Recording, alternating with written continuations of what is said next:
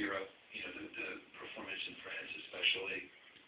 And Dan Catula and myself went to meet with Billy, and at first we were going to shoot the concert, and it was going to be a much more commercial and elaborate sort of proposal. And in that meeting, we really, arrived at the place where what the band was really looking for was something very raw and truthful, and about the creation of the music and the sort of creative exercise that the residencies were. And so from that meeting, we walked out with our world thrown in the air and scrambled to come back the next morning and be ready to, we called our office in California and had cameras sent to us, and sat down and went back and sort of re-pitched what we were going to do, and completely took the documentary route. So we shot concerts, and there is a concert that goes with this, but the documentary became the core. Kristin, I'm really curious about, I think probably viewers might not realize how actually integral you became to the story of the film, just in what you did. So talk a little bit about what you actually did in this process and where you were. Well, Billy's manager called me and asked me to come film while Billy was writing the song, and I had no idea what to expect. But he started writing these amazing songs, and I wasn't in the mood when I asked him about the film. It was my top played song, Fashion Funky song in iTunes. And I was like, what? So that became a really cool part of the movie, where I didn't really know that it would push a button, but it did. I think she's underplaying her role a little bit, so I'm going to stick up for Kristin now. A lot of the scenes that you saw, first of all, Billy, I remember the first conversation we had about this. Billy was not letting you shoot more than like one tape a day, and I had to sit down and explain to him that the idea was that we had to shoot as much as possible, and 10 hours or however much material we get, or even have several different camera people at the same time.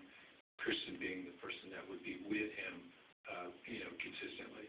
I would just be shooting everything, and he's like, we don't need more footage of me warming up.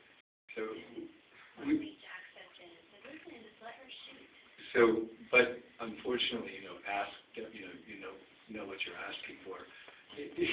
At some point within a matter of days, she was shooting the two cameras that you see when he's in his, writing in the morning, plus shooting stills, which you ended up shooting yourself at one point. So the reason it was so important for that to be seen is I felt it was good for people to understand that there was one person there. Right. You got one really great camera, great mic. She had this other crazy tiny camera, the black and white one, she'd sort of set up on a table, and then shoot stills. So she got this incredible amount of material.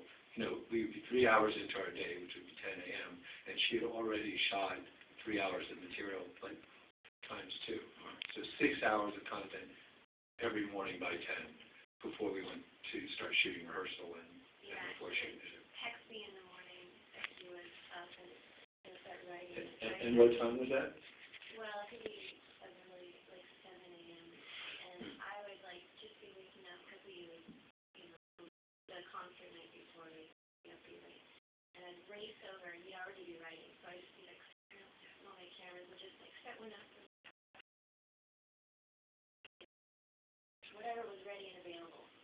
The result of me pitching that we should shoot as much as possible resulted in us shooting 300 hours of material. We were very disciplined in how it went in the box and how it was cut down, thanks to Justin. Right. We had a really wonderful assistant editor who digitized all that material over a 4-month period, and somehow didn't go crazy micromanaging. And then what he would do is group everything and feed it to Justin, so that everything, for instance, about one song would go into as much as, a 6-hour timeline for one subject? For some of them, like Gossamer, for example, there was 8 hours of material about that song. I can't imagine why. And our assistant became so familiar with everything having to do with those, 4 months? that 2-month period, he knew what happened every day. Like, he knew what shirt Billy wore. Like, he knew what day it was by the shirt Billy was wearing. He's like, oh, that's Or Ginger's hair. yeah. So, Just to maybe you can speak a little bit about, because I know, we met several months ago where when you were maybe halfway or maybe more than halfway to the project when I got involved. But talk about Billy's involvement in the process, and not just during the filming, but taking it all the way through. He ended up being fairly involved with the filmmaking process, didn't he? Yeah, absolutely.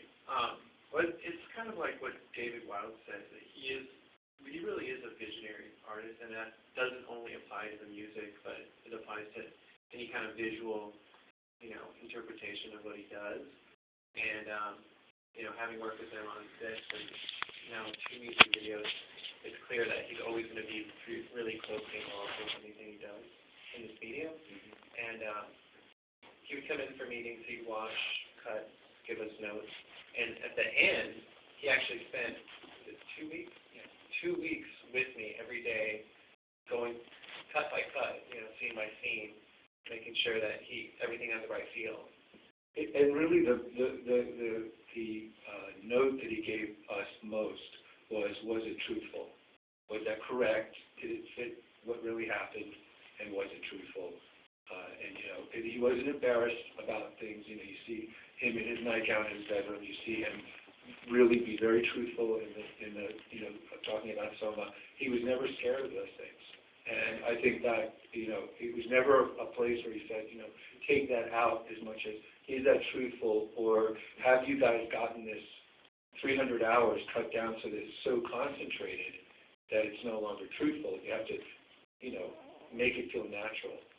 So the notes were really always fair, and he never really insisted on anything, except for maybe a couple of small things. But there was more about getting it right than anything else. It was more about also playing with different ideas. He was really excited to try out different things. Like, one example is like the first night they played San Fran, and we have this montage of all the different songs he played. He wanted to find a way to, show how many songs he was putting out there and how long the show was.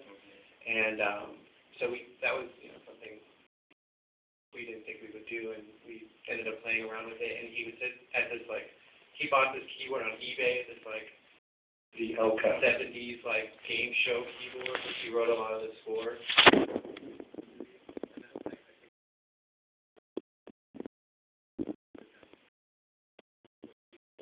There's actually a little trivia. He went swimming one day, and this